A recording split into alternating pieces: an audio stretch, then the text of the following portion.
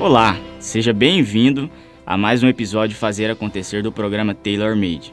Eu sou Guilherme Bittencourt, analista de logística da Terreos, e vim aqui hoje para falar um pouco mais sobre as nossas iniciativas relacionadas aos serviços exclusivos de logística reversa. Na Terreos, valorizamos cada cliente de forma única e prezamos por um atendimento personalizado.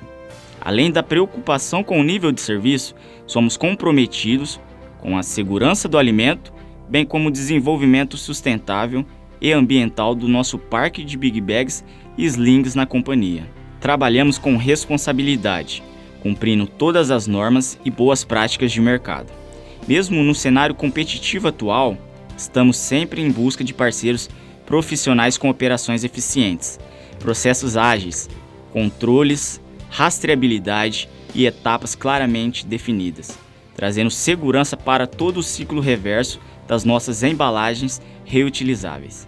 O processamento reverso começa no pós-consumo ou a partir da solicitação dos nossos clientes. Utilizamos um formulário estruturado que é enviado para centralizar todas as informações e assim encaminhá-las rapidamente para a nossa equipe de transporte, responsáveis pela contratação dos veículos e definições de rotas, respeitando o SLA definido junto aos clientes. Nosso objetivo é promover a satisfação dos nossos clientes por meio da excelência na prestação dos serviços, relação de confiança e transparência. Outros serviços também são oferecidos como parte do nosso atendimento, sendo eles contratação de frete CIF, reportes e rastreabilidade de carga, consultoria operacional, boas práticas de descarga, carregamentos e projetos.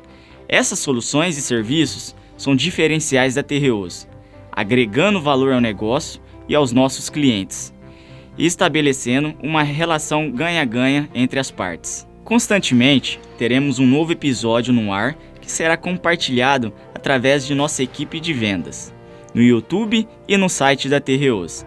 Você pode rever esse e outros episódios no site do Tailor Made. Acesse e confira, e até a próxima!